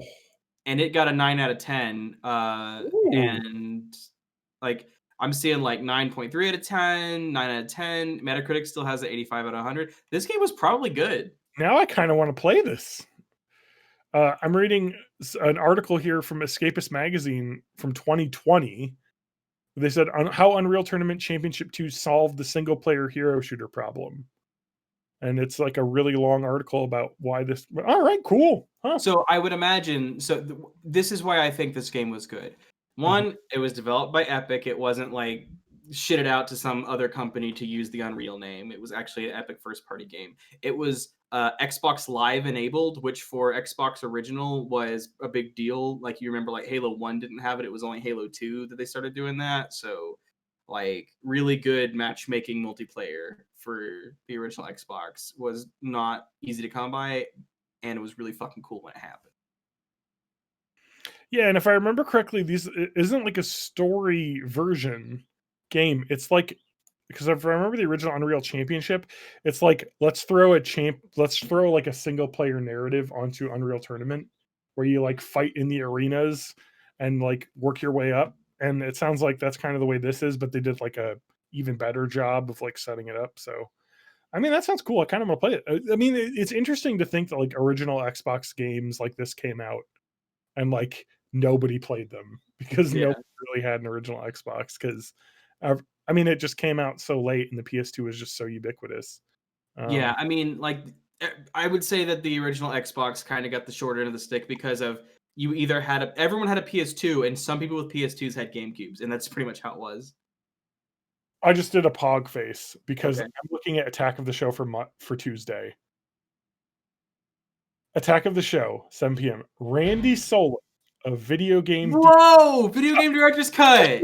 We were just talking about this like a month ago. Yeah, we watched the Rise of the Mushroom Kingdom. We'll get to that because he's going to talk about it on this episode. I've watched that on his website. Like he had the clip on his website. It is a really terrible interview because he's like, I had no idea what to say, and I'm not very interesting, and I was interviewed on Attack of the Show. Randy Solon, rest in peace, right? He died like 8 years ago or something. Yeah, so fucking classic content creator, flash parodies of video game worlds, including the epic 4-part Rise of the Mushroom Kingdom. They see a Gauss railgun being built and seeing how they can use magnetism to do that. We visit a museum devoted to Hitchhiker's Guide to the Galaxy from the movie, which I think came out that year earlier. It came from eBay. A damn good download. And Film Threats Chris Gore gives us undivided opinions on DVD Tuesday, as always. Let's see here. Jade Empire was the episode that Cheat was that week. So I remember Jade Empire. I never played that, but it's like I never got around to it either. I heard it's good. I did. I remember playing Jade Empire. Is Jade Empire backwards compatible? I think it is. I don't know. All I remember is I had a friend who had an Xbox, which is where I never had an original Xbox, but like he was like, even though I lived in the woods, he was about as close as I could get to a next door neighbor because he was like, I could drive my 4-wheeler to his house. And yes, that is a real thing that I did. The fucking neighborhood. And we would play Halo 2, and that's how I played the Halo games. He also had Jade Empire. And I remember it being pretty fun, honestly. It's also been released on PC, macOS, iOS, Android. So even if it's not backwards compatible, there are ways to play it on modern systems. So we might have to do some sleuthing for this next part. Okay. But Jade Empire is backwards compatible. I have the list, cool. so you can play that on an Xbox One or an Xbox Series. Cool. All right. On tonight's episode of X Play, we preview Conquer. What fucking game is that? Conquer Live and Reloaded, which is also backwards compatible. It's the remake of Conquer's Bad Fur Day for the original Xbox. You're 100% right, because Conquer Live and Reloaded, I was looking at the release date and I saw it was 05, and I thought maybe, but again, this is May 05. It came out in June 05. So yes, this is Conquer Live and Reloaded. Obviously, it didn't have the name Conquer Live and Reloaded, though, when they previewed it, which is interesting. Because I would assume that game, actually the game Edge Conquer game, Live and Reloaded is a beautiful remake of a game that decided to make it even less playable, because like the original sucked to play, but it was funny if you were a child, and it was the most vulgar thing you'd ever seen your Nintendo do. it's just said basically they could have done a better job. It won IGN's Best of E3 2005 and Best Graphics for Xbox. No, it did have really good graphics for Xbox. I'll give it that. All right. Romance of the Three Kingdoms 10. Never played a single one of those games. I played the shit out of 2 for the Super Nintendo. Colosseum: The Road to Freedom. I don't remember that one. It's probably piggybacking off of the popularity of Gladiator. Yeah, it's definitely a Gladiator, because I'm looking at Colosseum: The Road to Freedom. I played a demo of this game. It's like it was like a fucking like a fucking beat 'em up like Roman thing game. I would say like the PlayStation 2 era was such like an incredible era of video games, because we didn't have indie games, and so that like I think the Giant Bomb website calls these, it was like the era of the B game. Yeah. So you had a AAA game, and then you had these like studios that weren't as big that would just put out a game, and because there weren't indie game studios. I would say there was one indie game. What? And that was Alien Hominid. Okay, fair enough. You're right. That did only because it came out of the Newgrounds era. All the indie game developers were Flash, Flash games. So I've looked up Colosseum Road to Freedom on Metacritic, and it has a 56. So did not pan out super great for Colosseum Road to Freedom, unfortunately. And then they also looked at the game Juiced. It's about O.J. Simpson, right? No. You'd murder a couple of people. Racing game. Metacritic, Juiced has a 63. Yeah, exactly. Acclaim Entertainment produced. Acclaim was pretty popular, though. Like they it did. Was. I think they did the Turok games. Acclaim was NBA Jam. All right. Well, let's go to. Wait a minute. Hold on. Oh, God. The game was delayed for release in 2004 because its original publisher, Acclaim, went bankrupt. Oh, okay. Yep. So like right. Yeah. Anyway, G4 Week Wednesday, Attack of the Show. Giant Robot editor Eric Nakamura. I remember the website Giant Robot. That was the Japan culture website for the US. I always remember not liking it because it didn't frequently talk about giant robots. Let's see here. Digital Extremes video game producer James Schmalz gives us a preview of the upcoming FPS Pariah. The fuck is Pariah? I heard of it. I don't remember it. Means. So I've looked it up. It has a 72% on Metacritic for Xbox, so maybe it was an okay game. It looks like Splinter Cell shit. Honestly, I did like, not. It's so crazy these games came out. Like, yeah. yeah, it's got like a 70. Critical was mixed. Yeah, it seems like why would I buy this? I'm not spending $60 on this. Digital Extremes is a Canadian video game developer. Mm. They're Oh, best known for creating Warframe. So if you want to, Okay. oh, I have played Warframe. That's actually kind of fun. No, but they also preview a next gen game and give a sneak peek of Dark Sector. Dark Oh. Sector. I heard of- own Dark Sector.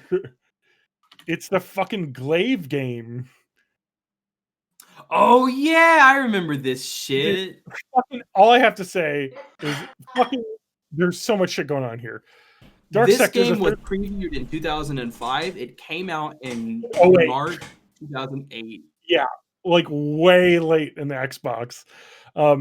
Like because the Xbox will come out this fall in 2005. So the game was set in the fictional Eastern Bloc country of Lazria and centers on protagonist Hayden Tenno, Tenno, which is what I believe the people are called in Warframe, are called Tennos.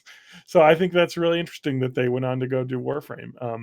While trying to intercept rogue agent named Robert Mesner, Hayden's right arm is infected with the technocyte virus, which gives him the ability to throw the three-pronged glaive. It actually was really cool. It was compared to Resident Evil 4 and Gears of War for being like a third-person action adventure shooter game. It was actually pretty good. I remember buying it on sale for like $20 and enjoying it.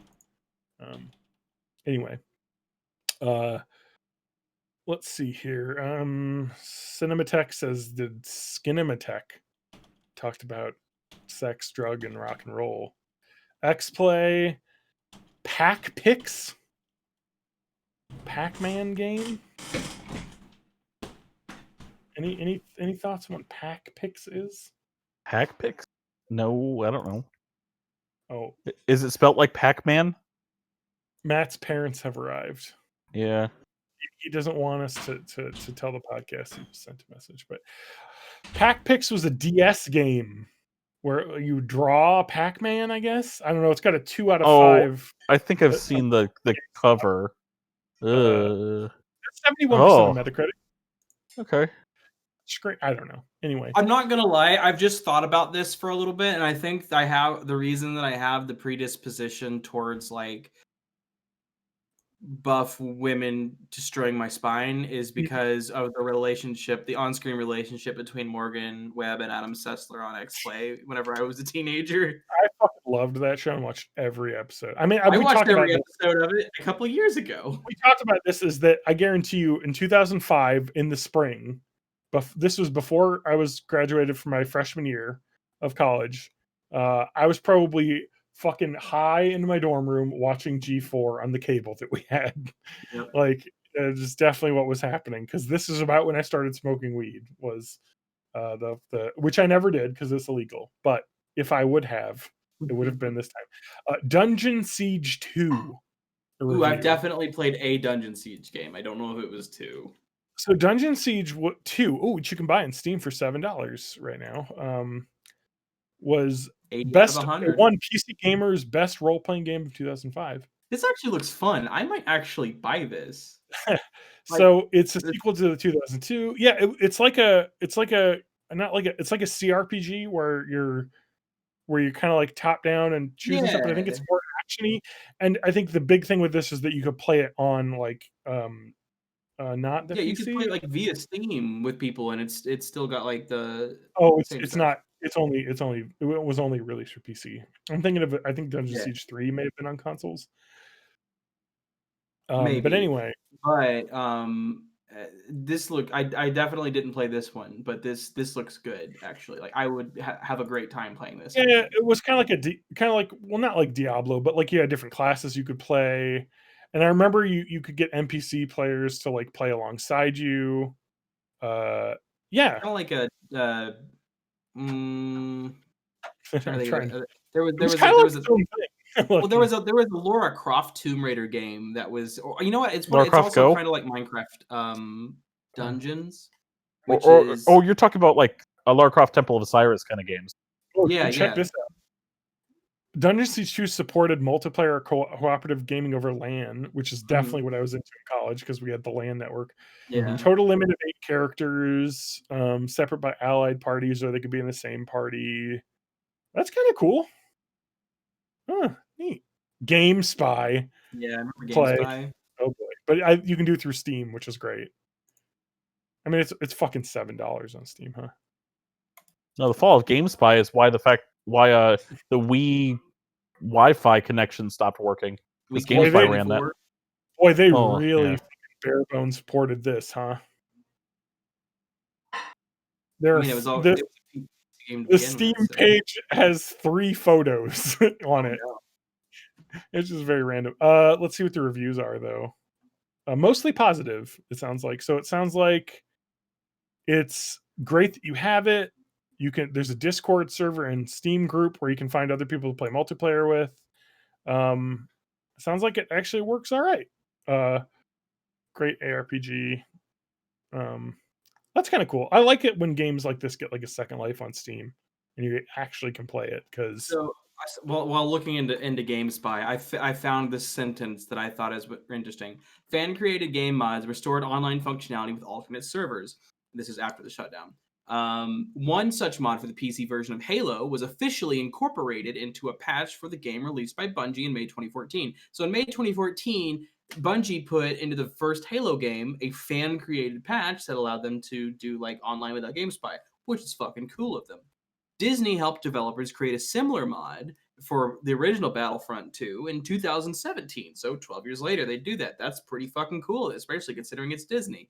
And then, by contrast, in 2017, Electronic Arts demanded the takedown of modified versions of Battlefield 2 and Battlefield 2142 on alternate servers distributed by a group known as Revive Network as infringement of their copyrights. Once again, proving that as bad as you think Disney is, and they absolutely are, Electronic Arts will find a way to be shittier. God damn it, I missed buffs. Anyway, that's my World of Warcraft story. All right. Anyway, they also reviewed Psychonauts, which I think talked about last week when we did this, which came out. Attack of the Show. Steve Knopper, writer for Rolling Stones magazine, explains the tech of ticket scalpers, how bands are trying to fight back. I feel like I watched this exact episode. I think I have too. I'm pretty sure I saw the entire Randy Solon episode. We show you how to hack your PowerBook to abuse its sudden motion sensor. Oh yeah, those are cool. And take a look at gadgets to get your ass out of bed in the morning, and demo a program called Video Aura that lets you TV your favorite programs via BitTorrent files. I did watch this episode and I did download that. And that was a really cool app. And I remember getting the Daily Show every day using that program because it basically would search different BitTorrent sites for like the newest episode and just download it to your computer. Yeah. And so you would just have like it would kind of verify because everyone who was on that network, like if one person started as like valid, they would be valid on that network, and it would like prefer those as downloads for like everyone else who's on that. I want to fucking blow my fucking brains out here. This is insanity. Friday. Attack of the Show. Nicholas Pruer and Joseph A. Pickett, curators of the Found Footage Festival, talk about their live comedy event that screens weird. I don't know if we've talked about this on the podcast, but Lauren and I are humongous fans of the Found Footage Festival, and I'm actually part of their Patreon, and they do a weekly show on Tuesday nights called VCR Party, where they screens weird clips of videotapes found in thrift stores, garage sales, and dumpsters from around the country. We've sent them videotapes, actually. We work out gadgets for runners, the Garmin Forerunner GPS heart rate monitor, and Kevin Rose has a dark tip. Oh, but he doesn't say what it is. That's fucking crazy. This must have been like right when they started because they tour and come to Madison every year. But I love the Found Footage Festival. Spanky, we'll have to watch them together sometime. I have them on my computer. I know that we've watched like a couple of the training videos for like Pizza Play and correct. It's the kind of shit that they collect. What's the meat they cutting gun? They were founded in 2004. So like a side of beef? Which one's that? Oh, that's the Old Country Buffet. Yeah, that one's good. So I'm just looking at Found Footage Festival. I'm looking. I think they started touring in 2005. This is like right when they started. Their first DVD was 06. Yeah, so it is like right when they started, and I have all of them, and they're fucking great. They're both from Madison area, Stoughton, and yeah, it's awesome. John, And, I was gonna say our retail World of Warcraft guild sent out a survey for like how are we doing on our various events, and like it's pre 9.1, so I'm just kind of like not playing retail WoW because I'm waiting for new content because I've done everything that I can do. But one of the questions is how are we doing with other events, including Saturday Pupper events? Feel free to leave comments, concerns, suggestions, and I just want to like write a comment like. It got really fucking sweaty there for a while with how people were getting towards the drink and have fun Saturday event, which caused it to turn into an achievement event, and like that made me sad because that was like my main event that I did every week. Oh, I did the achievement events. Thank you. I just don't want to. Like, you know me, I have like 40 mounts. I don't give a fuck about collecting achievements or events or any or mounts or anything. But anyway, that's it. That's it for the week on that. They had microprocessor equipped Adidas One running shoes and a GPS heart rate monitor, which was like brand fangled new now. And now everybody has fucking that in their phone and Fitbits everywhere. Hey, Matt, you're back. Oh, for the end yeah, of the show. totally. Right, guys? Like, yeah, it was hilarious, Matt. Yeah. Matt, I want to blow your mind real quick. Okay. Attack the Show, Friday, May 6th, the last one we talked about. Nick Pruer and Joseph Pickett, curators of the Found Footage Festival, talk about their live comedy event. Nice. Isn't that fucking crazy? They started in 04, apparently. So this is before they even have a DVD out. So they like showed up on fucking Attack of the Show. That's amazing. Awesome. God, I have a VHS tape from them. I always forget to watch their like weekly show now. They found it. It's like a fucking joke. It was something their first show. I think they made fun of the fact that they got a VHS tape. They found it in a dumpster outside their house that says bunion surgery, and both the words bunion and surgery are misspelled. They sold VHS copies of bunion surgery, which we bought a copy of for $20. That is like replica with like the TDK stickers and everything, written and hand dipped in a dumpster for authenticity. So we have a copy sealed, but I'd like to probably throw that in the VHS at some point. But sealed, but has also been in a dumpster. So but it's like the wax on a Maker's Mark bottle. It's dumpster juice.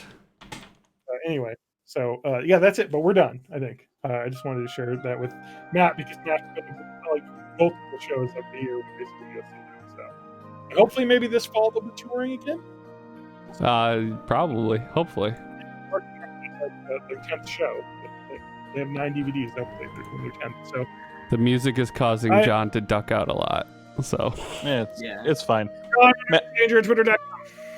JohnDanger@Twitter.com. Matt Haig Music Everywhere. Twitch.tv/May of May. And if you weren't back, I was going to just raid another channel. Oh yeah, I always forget you have control over those kinds of things. I can't shut it down, but I can raid another channel. Shut it down. And you can find me at pornhub.com/Josh. All right. Goodbye, everyone. I got breaking news. Okay. Fucking Los Angeles Tacos. My Blazeball team, the Infinite Tacos, has won Season 17 Internet Series as of like 5 minutes ago. And we're all very proud of you. Yeah, great job. Good job, had John. Lost so many series. Good job, John. Isn't it one series a week, or how does that work? One series a week is how it works. Yes, a season a week. Yeah. And we were in the finals 3 times, and we have finally won. After being the worst team ever, like 4 weeks, whatever, we have finally made our way back. Any interesting rule changes this season? So there's a skate park stadium where you can steal third base from first by grinding on a rail. And my idol, Sexton Weir, who is a centaur, skateboarded and stole a base, and that was the highlight of my season. Nice. People getting turned into peanuts. That's bad. Rogue umpires incinerating people. Although Basilio Fig, another player from the LA Tacos, was tried to be incinerated by a umpire, and he ate the flame, became magmatic, which means all the fan art now will probably have him on fire, which will be awesome. I don't know. It's just a love baseball. Dumb fan thing. Way back when it was still like Series 5, I watched a video about it, and they talked about one particular player that died in the middle of a game, but like hit some stat or something where that player was still on the roster. I think it was an error, but then they allowed dead people to play. Yeah, the game, it's like fan driven with theories, and then they kind of feed back into that with.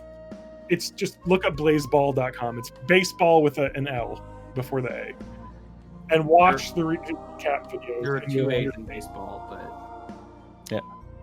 Bye, everybody. Goodbye. bye.